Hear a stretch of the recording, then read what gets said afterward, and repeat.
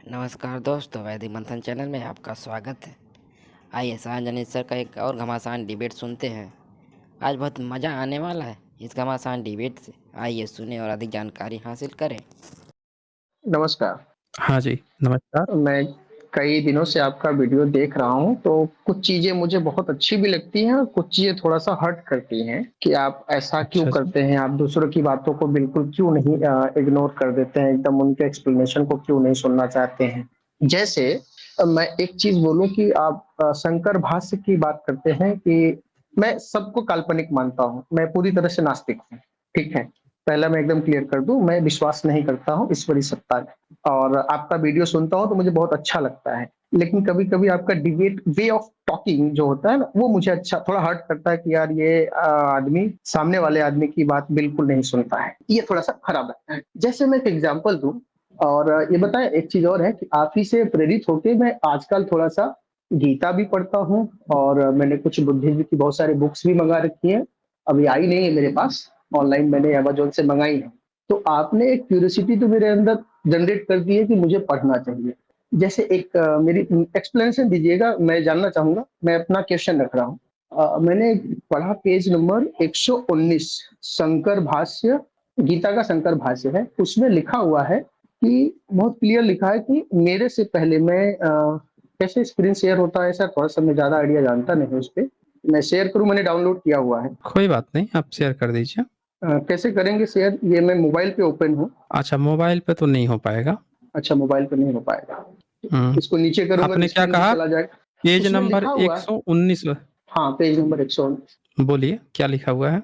उसमें ऐसा लिखा हुआ है कि आज से पहले बहुत सारे टीकाकारों ने इस तरह से टीका किया है। इसका मतलब मैं ये लगा सकता हूँ कि जो शंकर भाष्य जो शंकराचार्य थे, उसके पहले भी लोगों ने गीता का भाष्य किया होगा। इसका मतलब केवल ये शंकर भाष्य को मैं हमेशा के लिए सही नहीं मान सकता कि ये शंकर भाष्य जो किया गया है शंकराचार्य ने यही सही होगा। इसके पहले भी कुछ लोगों ने गीता भाष्य किया होगा, ऐसा उसी में लिखा हुआ है। कहाँ पे लिखा हुआ है? सर पेज नंबर 119 पे ऐसा है। तो क्या उसमें एग्ज़ैक्टली क्या लिखा हुआ है? ज़रा बता दीजिए आप हमें। अब सर अगर मैं पेज उस पे जाऊँगा तो ये वाला पेज हट जाएगा ना, स्क्रीन से मैं बाहर हो जाऊँगा। ठीक है, तो मैं दिखा देता हूँ। हाँ जी, ठीक है। अध्याय 4वें के 13 श्लोक के काफ़ी नीचे वो शायद उनका खुद का जो शंकराचार्य हैं, खुद का 119 नंबर है। एक्सप्लेनेशन हाँ, यही तो है ना हाँ तो 119 नंबर? हाँ, तो 119 के नीचे ही हाँ। थोड़ा जाते रहना है। ये 120 पेज आ गया। कितने नंबर पेज पे है? सर इसके अच्छा, ऊपर इसके इसका ऊपर भी है। अगर इस लास्ट में भी देखें तो इसका भी मतलब यही हो रहा है कि गीता में ऐसा नहीं कहा गया, ये इनके खुद के वचन हैं। नहीं, नहीं, नहीं, नहीं, आप समझे नहीं यहाँ पे। ये दरअसल अपने भाष्य में कुछ और चीज़ें बता रहे हैं, अनुष्ठान वगैरह की बात बोल रहे हैं कि थोड़ा वो और चीज़ गीता में ऊपर वो चीज़ नहीं है वहाँ पे। यहाँ पे लिखते हैं यह व्याख्या ठीक नहीं है क्योंकि इस प्रकार जानने से अशुभ से मुक्ति नहीं हो सकती अर्थात जन्म-मरण का थोड़ा-सा सर बंधन नहीं एकदम टूट सकता। हुँ। इसी पेज के ऊपर में ही हाँ, टीकाकार हाँ सर, हाँ, हाँ। कई टीकाकार इस श्लोक हाँ, की दूसरी तरह से ही व्याख्या करते हैं। कैसे? ईश्वर के लिए किए जाने वाले जो पंच महायज्ञ आदि नित्य कर्म हैं, उनका फल नहीं मिलता। इस कारण वे गौणी वृत्ति से अकर्म कहे जाते हैं। इसी प्रकार उन नित्य कर्मों के न करने का अकर्म है, वह भी पाप रूप फल के देने वाला होने के कारण गौण रूप से ही कर्म कहा जाता है। तो यहाँ पे तो हुँ। नाम तो कहीं लिखा नहीं है, ये तो नहीं सीधे सर, ये बिल्कुल, कह रहा है बिल्कुल, ना बिल्कुल। कई नहीं, टीकाकार, नहीं नाम नहीं यानी लिखा है कि मतलब हाँ, जो भी हुँ, लेखक है, उसको हुँ। खुद ही जानकारी नहीं है कि कौन-सा टीकाकार है। बिल्कुल, बिल्कुल सही बात है। इसने कई टीकाकार मतलब अपने को शेष साबित इसको करना था, तो इसने और लोगों को गलत ठहराया। तो मेरा कन्क्लूज़न बस ये है, क्या इससे ये मतलब नहीं है कि इसके पहले भी और भी भाष्य गीता के रहे होंगे? तो इसके जब मतलब आप निकालेंगे तो आपको ये भी तो मतलब निकालना पड़ेगा ना कि भई पहले तो ये गीता कब लिखी गई है? सबसे पहले तो सर यही बात देखिए आएगी कि देखिए गीता कब देखिए लिखी गई है? हम गीता कब लिखी गई उस पे और ये जो मतलब मैं शंकर चर्चा ही नहीं भाष्य है, करूँगा। हाँ, हुँ, वही बोल रहा हूँ मैं, जब शंकर भाष्य की गीता कब लिखी गई है, ये तो कम से कम चर्चा करेंगे ना आप। नहीं हम इस पे भी शंकर भाष्य अब मान लीजिए हो सकता है 150 साल पहले लिखेगी, 200 साल पहले लिखेगी, मुझे इस पे भी कोई आइडिया नहीं है। मैं तो गीता पढ़ता भी नहीं था, मैं तो गीता पढ़ने लगा। हम आपको बता देते हैं ना, हम आपको बता हुँ, देते हैं। आपको नहीं जानकारी है तो हम आपको बता देते हैं। ये जो गीता भाष्य लिखा है इसने, ये लिखा गया है, ये बताया जाता है कि 14वीं सदी में एक मध्वाचार्य थे। 13वीं 14वीं सदी में एक मध्वाचार्य थे। उन्होंने मतलब शंकराचार्य के नाम पर किताबें लिखी थी। बिल्कुल, दैट शंकराचार्य इज को कोई पॉसिबल, जानता तक नहीं था। हाँ, कोई जानता तक पॉसिबल। नहीं था शंकराचार्य को, क्योंकि हम्म, शंकराचार्य की उम्र मात्र 32 साल थी। 32 साल में वो मर गए। अपनी हम्म, ज़िंदगी में कभी वो इतना कुछ रुतबा हासिल नहीं कर पाए थे। उनकी सारी हम्म। ग्लोरी जो गाया है, वो गाया है इसने मध्वाचार्य ने 14वीं सदी में। मध्वाचार्य ने, ठीक है। अब मध्वाचार्य जो है, उसका भी लिखित अपना कोई सबूत आज तक नहीं मिला है। तो हम मध्वाचार्य इसको का फिर अपना इसी लिखित इसको आज हम तक कुछ भी सबूत नहीं मिला है, ना शंकराचार्य का आज तक कोई सबूत मिला है। बिल्कुल, तो तो हम ये इसको जब रेफरेंस तो नहीं मान चीज़ें, सकते ना सर। हाँ, तो वही तो हम बोल रहे हैं ना, लेकिन बाकी के जितने गीता के टीकाकार हैं, उन लोगों की तुलना में ये वाला गीता पुराना है, क्योंकि बाकी के टीकाकार तो अंग्रेजों के समय में हुए हैं। उन लोगों को तो गीता से भी नहीं नहीं, मतलब बहुत था। सारे तो अंग्रेजों के बाद में भी हुए हैं। हम तो मुझे लगता है कुछ टीकाकार हाँ, तो इस्कॉन हुए हैं। उन्नीस सौ इस्कॉन तो दो में भी देश कुछ आज़ाद लोगों ने होने के किया है। बाद 1965 में आया हम्म, है। लेकिन आप तो ये हम तो इन देख लीजिए कि जब यहाँ पे कह रहे हैं कि कई टीकाकार इस श्लोक को दूसरी तरह से कहते हैं, व्याख्या करते हैं, तो बिल्कुल, ये हाँ, जो टीकाकार है वही बात कह रहा है। हाँ, समझ रहे हैं ना? हाँ, हाँ। टीकाकार मूल श्लोक में ऐसा कुछ भी नहीं है। टीकाकार अपनी बात कह रहा है और शंकराचार्य का लिखा हुआ। शंकराचार्य की तो जिंदगी आज तक किसी ने नहीं बताई है कि शंकराचार्य का आज तक कोई सबूत मिला। शंकराचार्य कोई सबूत हो या ना हो, शंकराचार्य को तो हम मानते भी नहीं। शंकराचार्य की बातें हम एक दो सुने, उसको तो हम ब्लॉक कर दिए, सुनते ही नहीं है। ये सब केदारनाथ जातिवाद, केदार जातिवाद और ब्राह्मणवाद को केदारनाथ बढ़ावा में देते हैं। केदारनाथ बद्रीनाथ जो है, वहां पे 13वीं सदी का इंस्क्रिप्शन मिला था। ये पता है ना आपको? 13वीं सदी का इंस्क्रिप्शन मिला, और उस हम्म, 13वीं सदी के इंस्क्रिप्शन को शंकराचार्य के वहां का कोई नहीं पढ़ पाया था। ये बात है 1951 हम्म, के। हम्म, अच्छा, एक बात और, इसमें जितने ये जो श्लोक है ना, हम्म, ये श्लोक आपको पता होने चाहिए कि कहीं-कहीं से गीता के श्लोक कॉपी पेस्ट किए गए हैं। कुछ श्लोक जो हैं हम्म। गीता के उपनिषद से उठाए गए हैं, और कुछ चीजें जो हैं धम्मपद को मरोड़ी गई हैं। कई बिल्कुल सर, इसमें के जो हो डायलॉग्स सकता है, हैं वो, बिल्कुल हो सकता है। हाँ, कई सारे इसके डायलॉग जो हैं, जैसे आत्मा वाला कि अजर है अमर है, हम्म, वो पूरा डिट्टो, वो चित्त की बात है, आत्मा की बात नहीं है, चित्त की बात है। उसको उठा हम्म, के डिट्टो शून्यवाद से कॉपी पेस्ट मार लिया गया है इसमें। हम्म, आप ये देख लीजिए, यहाँ पे बौद्धव्य, यहाँ पे कि पुनः तत्व कर्मादि यद बौद्धव्य शब्द लिखा हुआ है। इसमें ब्रह्मसूत्र पदे का जिक्र आता है भागवत गीता में। आपको ये पता होना चाहिए कि ब्रह्मसूत्र जो है वो बुद्धिज्म की 4 ब्रांचेज थी, वैभाषिक, सौतांत्रिक, विज्ञानवाद और शून्यवाद। इन चारों को हम्म, डिबंक करने के लिए ब्रह्मसूत्र लिखा गया था। तो ये तो हम्म, टीका आप छोड़ दीजिए, जो मूल हम्म, श्लोक है गीता का, उसमें ब्रह्म पद की चर्चा आती है। हम्म, यानी कि बुद्धिज्म की चारों ब्रांचेज के खंडन के लिए जब शंकराचार्य ऑलरेडी लिख चुका था, उसके बाद से आपकी गीता कंपाइल हुई है, नहीं तो उसमें ब्रह्म पद की चर्चा ही नहीं आती। और इसीलिए हम्म। इसमें जो लिखा जा रहा है, ये मध्वाचार्य या मुगल कालीन जो लोग हैं, वो अपनी अपनी बातें जिस तरह से चाहते हैं उस तरह से लिख रहे हैं। नहीं तो इन्होंने तो शुरू में ही शंकर के ही मुंह से ये लिखवा दिया है ना। पेज नंबर 14 आप देख लीजिए। नहीं, शंकर के मुंह से नहीं, शंकर को रेफरेंस लेके लिखवा दिया, लिखा तो किसी और ने। वही तो बोल रहा हूँ, उसी के मुंह से शंकर के लिखवा नाम दिया। पे शंकर के कंधे पे रख के तीर चला दिया इन लोगों ने। हाँ, ठीक है, अब ये देखिए यही कि हुआ। पेज नंबर 14 में आप ये ध्यान से पढ़ लीजिए। ये पहला पैराग्राफ है, इसमें क्या लिखता है? बहुत काल के बाद जब धर्मानुष्ठान करने वालों के अंतःकरण में कामनाओं का विकास होने से विवेक विज्ञान का ह्रास हो जाना ही जिसकी उत्पत्ति का कारण है, ऐसे अधर्म से धर्म दबता जाने लगा और अधर्म की वृद्धि होने लगी। तब जगत की स्थिति सुरक्षित रखने की इच्छा वाले वे आदि कर्ता नारायण नामक श्री विष्णु भगवान भूलोक के ब्रह्म की अर्थात भूदेवो, अब ब्रैकेट में ब्राह्मणों, मतलब पूरे हम्म, धरती का जो भूदेव है कौन है? ब्राह्मण है। के हम्म, ब्राह्मणत्व की रक्षा करने के लिए श्री वासुदेव जी से श्री देवकी जी के गर्भ में अपने अंश से श्री कृष्ण रूप में प्रकट हुए, यह प्रसिद्ध है। और ब्राह्मणत्व की रक्षा से ही वैदिक धर्म सुरक्षित रह सकता है, क्योंकि वर्णाश्रमों में भेद उसी के अधीन है। तो यहाँ तो गीता का मूल उद्देश्य ही ये बताया जा रहा है कि ब्राह्मणों के ब्राह्मणत्व की रक्षा करना है। धरती का देव कौन है? ब्राह्मण है। धरती का जो अब देव इस है वो कौन है? ब्राह्मण है।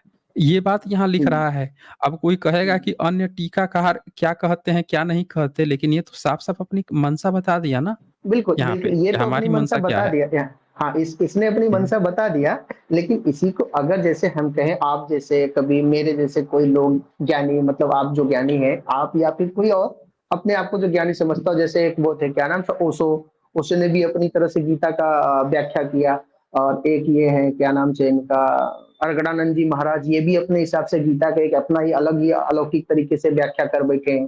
तो सब व्याख्या करके अलग उन्होंने इसको आंतरिक जगत से मतलब शरीर से जोड़ दिया अरगड़ानंद जी महाराज ने।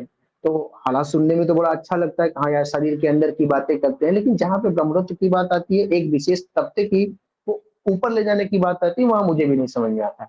बाकी तो ठीक लगता है कि हाँ चलो ठीक है, जीवन जीने की कला सिखा रहे हैं, वहाँ तक तो ठीक है। तो कुल मेरा मेरा कहने का मतलब ये था कि सर क्या हम किसी और के भाष्य को सही ना माने? कि जो बाद में भाष्य दे रहे हैं, ये गलत आदमी हो सकता है 100 साल पहले, 200 साल पहले या 400 साल पहले किसी ने व्याख्या किया, वो गलत तरीके से व्याख्या किसी एक समुदाय को आगे ले जाने के लिए कर दिया। लेकिन हो सकता है समाज में कुछ ऐसे लोग आएँ, जो इसको थोड़ा अलग तरीके से एक दिन एक आदमी आपसे डिबेट कर रहा था, जो कि आज के टाइम में कौन-सा सनातन का बहुत लेके चलता है, वो अपनी गीता का एक्सप्लेनेशन करना चाह रहा था। तो उसने आपने उसको रोका कि नहीं भाई मैं तो केवल शंकराचार्य जो सबसे पुरानी उसी को मानूँगा, किसी और को नहीं मानूँगा। तो मैंने पढ़ा कि अच्छा देखो मैं क्या है तो मेरे को दिखा उसमें ऐसा लिखा है। तो और भी गीता रहे होंगे मेरा कहने का तात्पर्य ये था। एक दिन और मैंने अब इसको अब छोड़े सब मैं देखें समझ गया।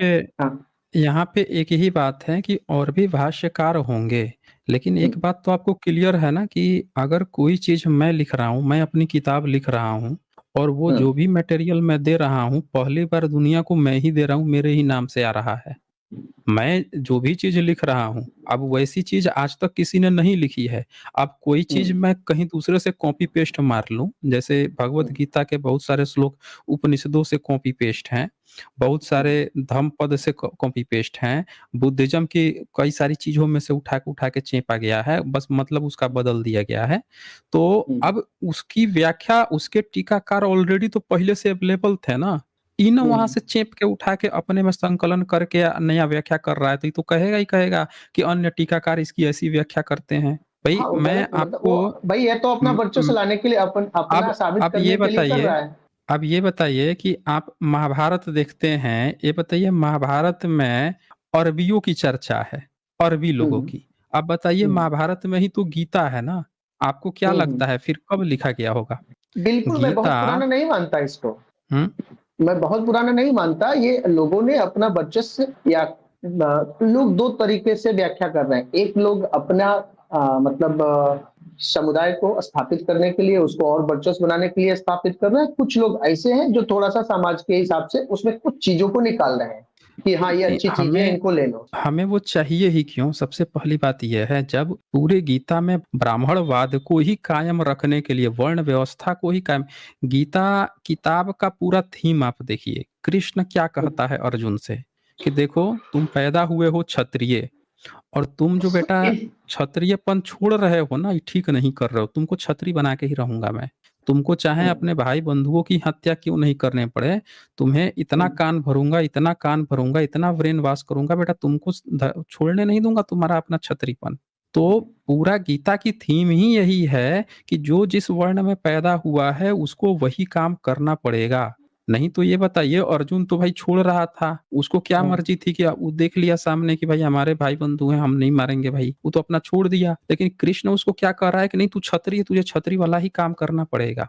हुँ, मैं ये बताइए कृष्ण होता कौन है ऐसे उस पर प्रेशराइज़ करने वाला? प्रेशर दे-दा-दिला के लड़वा ही मरवाया, खुद नहीं लड़ा हुँ, और अपने सारे हुँ, सैनिक को सामने वाले अपोज़िशन को दे दिया और अर्जुन से मरवा डाला। तो ये पूरे वर्ण व्यवस्था को स्थापित करना थीम है। अब आप हुँ, उसकी ना व्याख्या चाहे जैसे करवा लीजिए, किसी से भी करवा लीजिए। आप कह रहे हुँ, थे ना कि आप दूसरे की व्याख्या क्यों नहीं मानेंगे? हम कह रहे हैं कि पूरा उसका पिक्चर गीता का सीन ही यही है। अब आप उसकी व्याख्या जो है किसी से मलाई मार के करवाइए, पनीर मार के करवाइए, चिकन बिरयानी के साथ करवाइए, लेकिन थीम तो वही है ना वर्ण व्यवस्था को बनाए रखना। तो हाँ, हमको बिल्कुल, ऐसी बिल्कुल। गंदगी हमको क्यों चाहिए? हमको ये ऐसी गंदगी क्यों चाहिए? सवाल ये है ना। अब हम आपको एक चीज़ दिखाते हैं। हुँ, ये आपका है महाभारत और महाभारत में आदि पर्व, और इसका 144 सर्ग मैं आपको दिखाता हूँ।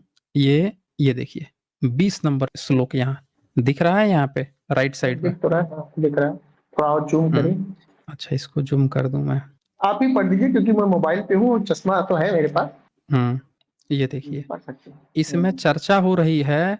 कहता है, विदुर जी बुद्धिमान तथा मूढ़ मलेच्छों की, मतलब मलेच्छ की चर्चा आ रही है। मलेच्छ किसको कहते हैं? मलेच्छ कहते हैं मुस्लिम्स को।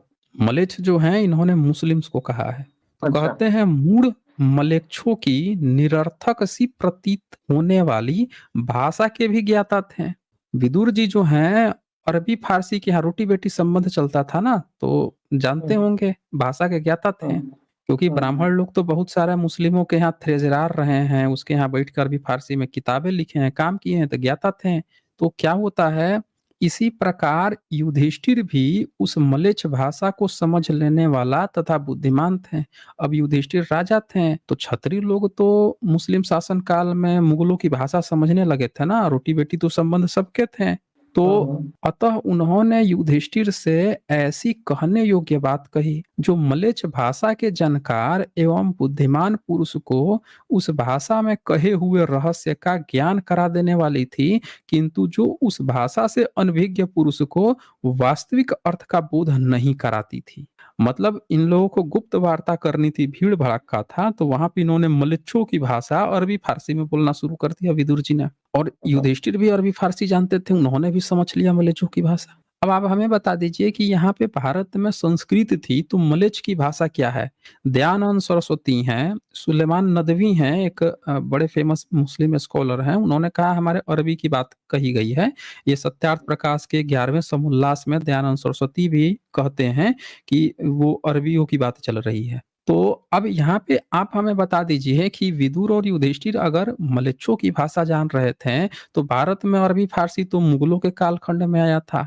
तो ये हाँ। गीता महाभारत कब लिखा जा रहा था, कब इसकी भाषा चल रहे थे? नहीं सर, मैं बताइए तो आप एकदम हमें। इस नहीं आपकी इन दोनों बातों से मैं बहुत एग्री हूँ कि बहुत पुरानी नहीं है, क्योंकि आपने बहुत सारी चीजें निकाल के दिखा दिया है कि भाई संस्कृत का इतिहास ही 1500 साल पुराना है ही नहीं। ये तो मैं मानता हूँ कि ये अंग्रेजों के टाइम में ही लिखी गई होंगी, एकदम सही बात, इसमें तो मैं कहीं डिसएग्री करता ही नहीं आपसे। तो अब यही बात है ना कि दूसरे की हमको कोई वो व्याख्या भी आते हैं ना रोज बदल बदल के, कि अब इसकी व्याख्या हम ये कर देंगे। हम इसलिए इनको बोलते हैं कि हम दूसरे की व्याख्या नहीं मानेंगे, क्योंकि हर एक भाषा का ना एक टाइम पीरियड होता है। अब जो उद्देश्य है, जैसे बाबा साहब ने जब कॉन्स्टिट्यूशन लिखा था, तो बाबा साहब के समय जो लैंग्वेज थी, उनके समय में उनकी जो सोच थी, वो सबसे मूल जो संविधान कॉन्स्टिट्यूशन है उसमें झलकेगी। वो फाउंडर है ना, वो सोच रहे हैं ना, या उनके समय में जो पूरे टीम मेंबर्स थे, उन लोगों ने फाइनली उसको कंपाइल किया। अब आज 77 साल हो गए हैं, अब कॉन्स्टिट्यूशन में बहुत सारे बदलाव आ गए हैं। बाबा साहब के जाने के बाद से, सारे टीम मेंबर के जाने के बाद से, न जाने कितने संशोधन पास हुए, कितनी चीजें ऐड की गई, निकाली गई। अब आज भी कॉन्स्टिट्यूशन है, मूल आज भी कहा जाएगा कि बाबा साहब ने ही लिखा है, लेकिन जो आज जितना कंटेंट है वो सारा का सारा क्या बाबा साहब ने लिखा है? नहीं। नहीं। बीच के लोग जुड़ रहे हैं ना, बीच के हम्म, लोग समय के अनुसार जुड़ रहे हैं। तो यही बात हमको समझने की जरूरत है कि हम क्यों कहते हैं कि जो मूल है, जो सबसे पहला है, हम उसी की मानेंगे। इसलिए क्योंकि धर्म ग्रंथ में बदलाव नहीं संभव है ना, साइंस में बदलाव संभव है। धर्म ग्रंथ तो कहता है कि जो पहला है वही हमारा ओरिजिनल है, वही हमारा भगवान का कहा हुआ है, बाद वाला सब मिलावटी है। ठीक है बाद सर, ये बात में समझ में आ गई। लैंग्वेज ये का तो समझ में आ गया। अर्थ भी समय के हम्म, अनुसार बदल जाता है ना। किसी भी बिल्कुल। भाषा के शब्द जो हैं, कुछ समय बाद पॉजिटिव हो जाते हैं, नेगेटिव वर्ड जो है पॉजिटिव बन जाएगा, और पॉजिटिव वर्ड नेगेटिव बन जाएगा। जैसे भोसरी, हम्म, भोसरी पॉजिटिव वर्ड था, आज गाली बन चुका है। हम्म, पहले जो शब्द था भंगी, भंगी पॉजिटिव वर्ड था, जिसने अपने तृष्णा, काम, मोह ये सारी चीजें नष्ट कर लिया हो, और सबसे त्यागी व्यक्ति हो, भिक्षु, उसको भंगी कहा जाता था। आज भंगी को वो बना दिए हैं ये लोग, कोई नीची जाति कहना शुरू कर दिए हैं, सर निगेटिव बना दिए वर्ड। जगह के हिसाब से भी एक ही शब्द के दो मतलब हो सकते हैं। जैसे हम एक एग्जांपल समय बताएं, के मैं अनुसार। गुजरात में पढ़ाता था। हाँ, तो मैं नहीं, हाँ। समय और जगह के अनुसार भी मैं गुजरात में जब मैं पढ़ाता था, तो फिजिक्स में एक हुँ, टर्म आता है माइक्रो नहीं, 12 पिकोमीटर। पिकोमीटर, हुँ, 10⁻12 को पिकोमीटर इंग्लिश में बोलते हैं, पर वो हुँ, हुँ। गुजरात में उसका मतलब गाली होता है। तो वही तो बोल रहा हूँ ना कि वर्ड्स जो है पॉजिटिव वर्ड जो है बाद में नेगेटिव हो जाते हैं। तो उसी तरह से ये जो किताब है ना शंकर भाष्य मध्वाचार्य वाली, भले ही मुस्लिम शासन काल में 13वीं, 14वीं, 15वीं जब भी कंपाइल की गई होंगी, वो ये बाकी के अंग्रेजों के समय में जो कंपाइल की गई है इनसे ज़्यादा ऑथेंटिक है। क्योंकि वो उस समय ही पहली बार गीता का चर्चा आया। उससे पहले गीता की चर्चा वेन सॉन्ग आए उन्होंने तो नहीं किया, ना राम का किया, ना कृष्ण का, ना रामायण का, ना महाभारत का, ना गीता का, ना फाइयान ने किया, ना इत सिंह ने किया। उन लोगों ने जैन लोगों तक की चर्चा कर दी, 96 पाषंडियों की चर्चा की है। भारत में 96 तरह के लोग रहते हैं, अलग-अलग संप्रदायों के साधु जो भी जिस तरह के उनकी, लेकिन आपके ना रामायण की चर्चा आई, ना महाभारत की, ना गीता की, ना उपनिषद की, ना मनुस्मृति की, ना वेद की। सोच लीजिए ज़रा। इन त की चर्चा तक नहीं आई, थे ही नहीं ये सब। तो इसीलिए जब हमसे कोई कहता है ना, तो हम एकदम स्ट्रिक्ट हो जाते हैं। अभी बाद में मिलावट का रोना रोने लगेगा, इसीलिए हम कहते हैं कि भैया जो मूल है, एकदम उसी पे चर्चा होगी, मूल पे ही। ये ठीक है, कारण है सर, हमारे कहने का। ये ठीक है। अच्छा, दूसरा हमारे एक बड़े पिताजी हैं, मैं हुँ, सवितानंद मौर्य हूँ सर, पूरा नाम सवितानंद मौर्य। एक दिन हुँ, हुँ, चर्चा हो रही थी मेरे बड़े पिताजी से, तो मैंने उनसे कहा कि हमारे यहाँ जो हम लोग आज संगठित नहीं है, यही हमारा पीछे होने का कारण है। तो उन्होंने और हमारे भी बाबा साहब अम्बेडकर ने हम लोगों को संगठित करके हम लोग को अधिकार कुछ दिलवाया। उनका एक कहना मुझे बड़ा तर्कसंगत लगा। बोले नहीं, उन्होंने एक काम गलत कर दिया। मैंने कहा क्या? बोले कि पहले हम एक थे, आज हमें उन्होंने 3 में बाँट दिया, और जो 3 थे उनको 1 कर दिया। मेरी बात समझ रहे हैं सर आप? नहीं समझ रहा हूँ मैं, थोड़ा समझाइए और। ब्राह्मण, क्षत्रिय, वैश्य को 1 कर दिया जनरल, और शूद्र जो 1 थे उनको एससी, एसटी और ओबीसी में बाँट दिया उन्होंने। नहीं, तब उनको जानकारी नहीं है। उन्होंने पढ़ाई कम की है, रिसर्च कम की है। नहीं, पढ़े नहीं है वो। 1857 में हुँ, 1857 में जो राजा हुँ, थे, हुँ, क्षत्रिय जो राजा थे, उन्होंने केस जीत लिया था। वो बाबा साहब के जन्म से पहले ही केस जीत चुके थे कि हम हुँ, शूद्र, जाके कोर्ट में गवाही दे रहे थे लंदन प्रिवी काउंसिल में, क्षत्रिय लोग हुँ, कि हम शूद्र हैं। ब्राह्मण भी हुँ, कह रहा था शूद्र हैं। लेकिन कुछ हुँ, और भी जो राजपूत राजा थे, वो सब लड़ रहे थे, तो वहाँ पे काउंसिल ने ये फैसला दिया, supreme court council, privy council बोलते थे उस समय, लंदन में चल रहा था। उसने ये फैसला दिया कि क्षत्रिय चूँकि इन लोगों की आर्थिक रूप से संपन्न है, ज़मीनी रूप से संपन्न है, हर चीज़ में संपन्न है, तो हम इनको क्षत्रिय कहते हैं। ये क्षत्रिय का हक दिए हैं। ब्राह्मणों ने शूद्र ही कहा था। तो बाबा साहब के जन्म से भी पहले क्षत्रिय लोग जा चुके थे। वैश्य लोग तो उनसे भी पहले, वो तो 1818 में ही केस कर दिए ब्राह्मणों पे, वैश्य लोग, कि ये जो हुँ, हमारे यहाँ वेद नहीं पढ़ता है, हमको शूद्र कहता है। लेकिन कोर्ट हुँ, माना नहीं उनको, उनको उन्हीं हाल पर छोड़ दिया था। तो क्षत्रिय और वैश्य जो हैं ब्राह्मणवाद में घुसने के लिए बाबा साहब के जन्म से पहले से ही बेताब थे। तो ये जो हुँ, कोई कह रहा है ना कि बाबा साहब ने उनको एक कर दिया, उनको नहीं जानकारी है, उनका अपना कोई रिसर्च नहीं है, उन्होंने कहीं से हुँ, पकी-पकाई खबरें सुन ली है। दरअसल ये शुरू से ही एक थे। आप ये बताइए कि बाबा साहब ने चौदार आंदोलन किया था, पानी का सत्याग्रह हुँ, किया था। जब हुँ, लोगों हुँ, को ले जाकर पानी में, कानून तो पहले ही बन गया था 10-20 साल पहले, लेकिन कोई हुँ, हिम्मत नहीं जुटा पा रहा था। जब ये तालाब पे गए थे तो उन पर हमला किसने किया था? आइडिया नहीं है, लेकिन हमला करने वाले वही उस 3 पर में से कोई हम होंगे। ब्राह्मणों ने चढ़ाया था ठाकुरों को और ठाकुरों ने हमला किया था। ब्राह्मण हुँ, ठाकुर दोनों मिलके हमला किए थे। अब हुँ, बाबा साहब थोड़े इकट्ठा कर दिए थे, तब तो कॉन्स्टिट्यूशन भी नहीं बना था। हुँ, अच्छा, बाबा साहब ने एनिहिलेशन ऑफ कास्ट लिखा 1936 में, तब तो हुँ, कॉन्स्टिट्यूशन बाबा साहब नहीं लिखे थे। उसमें उन्होंने हुँ, ज़िक्र किया है कि एक एससी वर्ग, मतलब कि अनुसूचित जाति, उस समय का अनटचेबल वर्ग, उन्होंने देखा कि धार्मिक स्थान है, हम भी घूम के आ सकते हैं, तो गए। खूब घूम के चौड़े-औड़े होके जाके घूम-घाम के आए। अब अलग बात है कि भीतर में कहीं पे घुसने दिया कि नहीं दिया, कि बाहर ही घूम-घाम के चले आए। आके गाँव में ढिढोरा पीटे कि हम तो तीर्थ स्थान घूम के आए हैं, हमारी तो अब आकाश पक्का है, स्वर्ग पक्का है। और उन्होंने घी के पुए और पकवान बनवा लिए, सारे गाँव वालों को खिलाना शुरू किया, अपने बिरादरी के लोगों को। तक हुँ, बगल के ठाकुरों को पता चला, ब्राह्मणों को पता चला, तो उन्होंने ठाकुरों को खड़ा किया कि अरे! हुँ, ये सबका इतना हिम्मत, घी का पकवान खा रहा है?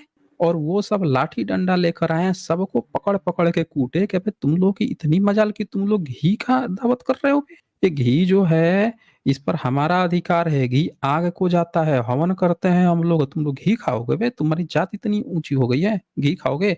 एनिहिलेशन ऑफ कास्ट में बाबा साहब ने लिखा है। उस समय का जो न्यूज़पेपर थे इन्होंने डिटेल्स में इसको प्रकाशित किया। फिर वहाँ के ठाकुर और ब्राह्मणों ने वो किया, नियम लागू किया।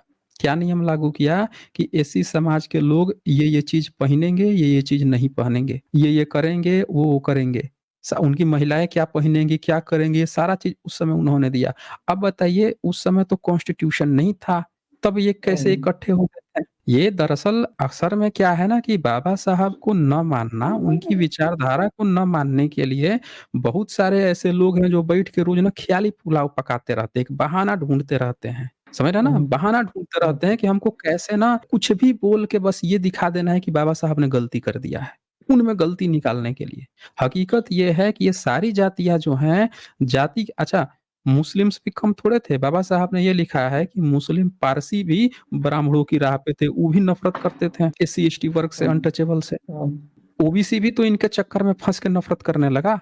नहीं ऐसा ओबीसी नहीं, भी जो है हुँ, वो माता फूले को बहुत अच्छे से मानते हैं, उनका बहुत वो बोलते हैं शिक्षा का अधिकार हमें उन्होंने ही दिया तो है, उनको बहुत बहुत इस रिस्पेक्ट करते हैं उनका वो। तो ये बता दीजिए कि आप ज्योतिराव फूले जी की ही रिस्पेक्ट कितने ओबीसी हाँ, करते हैं? कितने ओबीसी को पता है ज्योतिराव फूले जी के बारे में? बहुत कम को पता है, ओबीसी वो को तो बहुत पता रिस्पेक्ट नहीं करते है। हैं उनका, वो उनका बहुत नहीं, रिस्पेक्ट वो करते हैं। बाबा साहब ने और अम्बेडकराइट लोगों ने ज्योतिराव फूले जी का प्रचार किया है। मैं हम्म, आपको बता दूं ओबीसी की क्या हालत है। ओबीसी को अपने आइकन तक नहीं पता है। ये अम्बेडकराइट लोग हैं जो ओबीसी के महापुरुषों को निकाल निकाल कर ओबीसी तक पहुंचाए हैं कि बेटा ये आपके महापुरुष हैं। एक भी हम्म। ओबीसी को मैंने आज तक नहीं देखा जो ओबीसी अपने महापुरुषों को लेकर कोई बड़ा आंदोलन खड़ा किया हो कि हमारे महापुरुष हैं।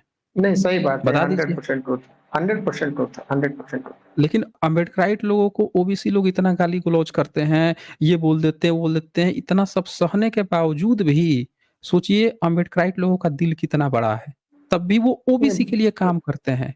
बिल्कुल ओबीसी के बिल्कुल। रिजर्वेशन के लिए अम्बेडकराइट लोग हमेशा एक पैर पर खड़े रहते हैं कि भाई ओबीसी भाई हम्म, तेरे लिए मैं खड़ा हूँ।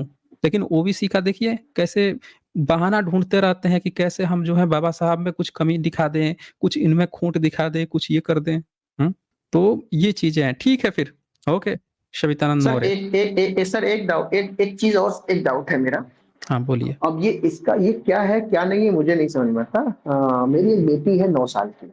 आज से हुँ, तीन हुँ। साल पहले उसको फीवर हुआ, और मैं अपने यहाँ के जितने भी छोटे हॉस्पिटल थे या जितने बड़े हॉस्पिटल थे, इवन भदोही फिर बनारस, मैं उसको भर्ती कराया, एडमिट कराया, और 13 दिन से उसका फीवर जा ही नहीं रहा था, 102 से 104 के बीच में रह रहा था। और ये मान के चलिए कि लास्ट 5 डेज में, 13 दिन में 8 दिन के बाद वो परमानेंटली हॉस्पिटल में ही थी। हम और हमारी वाइफ दोनों मिलकर उसको बर्फ से कंटिन्यूएशन, मैं मानता नहीं था बिल्कुल, अभी भी नहीं मानता था, और कंटिन्यू मैं उसको कोल्ड पानी से उसके पूरे शरीर को ठंडा करता तो 104 से 102 आ जाता था। और फाइनली डॉक्टर ने बोला कि अभी आप इसको पीजीआई ले जाइए या कानपुर ले जाइए या जहां मन करे आप दिल्ली ले जाइए, एम्स ले जाइए, ये मेरे बस में अब नहीं है, आप लोगों को जो लगे वो करिए। तो मेरी वाइफ ने सुना और वो बड़ी स्ट्रांगली बोली कि अब मेरी बेटी ठीक हो जाएगी, अब मैं कुछ करना चाहती हूँ, आप मुझे परमिशन दीजिए, केवल आपके डर से मैं नहीं कर रही थी। तो भाई एज ए फादर मैंने कहा कोई बात नहीं, जो तुम्हें लगता है वो करो। उसने अपने फादर को फोन किया, उन्होंने किसी को दिखाया टकाया, और वहां से एक भभूत लाया, उसके शरीर पे लगाते ही 10 मिनट के अंदर उसका बुखार 98 हो गया, फीवर। इसको मैं क्या मानूं सर? इसको आप अपनी अज्ञानता मान सकते हैं। सर अज्ञानता जो मेरी होती है ना, सर अविद्या जो है। ये तो हाँ, मेरी हो सकती है, पर बेटी उस समय मेरी 5 साल की थी, उसके अंदर तो ऐसी कोई चीज नहीं थी। हाँ, तो वही तो बोल रहा हूँ ना, ये अज्ञानता है। अज्ञानता ही चमत्कार की जननी होती है।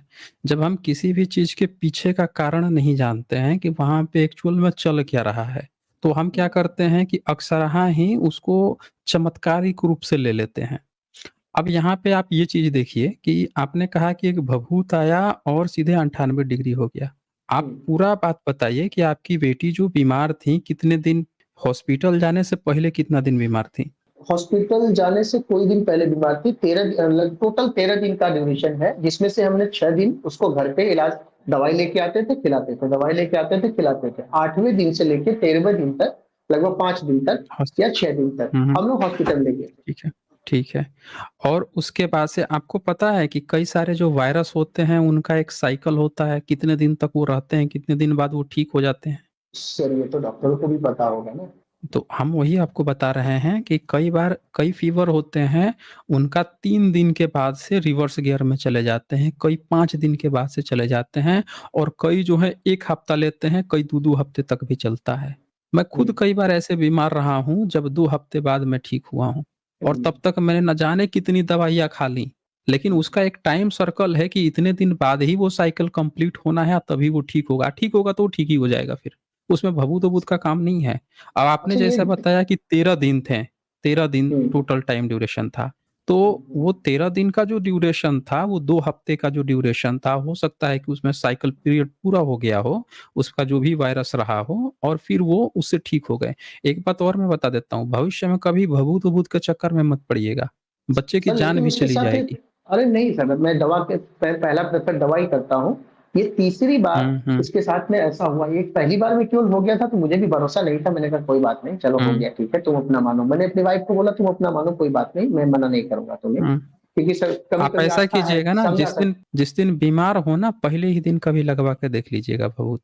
सर जिस एक दिन बार हुआ बीमार ऐसा, हो पहली बार में हुँ, ही हो गया सर, एक बार ऐसा हुआ उसको हुँ। मतलब दूसरी बीमार हुई तो फिर और तो प आपके घर में कोई फिर डॉक्टर के पास आप जाते ही नहीं होंगे? नहीं, ऐसा केवल मेरी बेटी के साथ में ही होता है और मेरी मम्मी तो बिल्कुल इसके अगेंस्ट में होती है, इवन मैं भी अगेंस्ट में हूँ, मेरी वाइफ के अलावा मेरे घर में सब इसके अगेंस्ट में हैं। तो वही तो मैं बोल रहा हूँ ना कि फिर तो सबके साथ होना चाहिए ना, बेटी के साथ ऐसा क्या हो जा रहा है?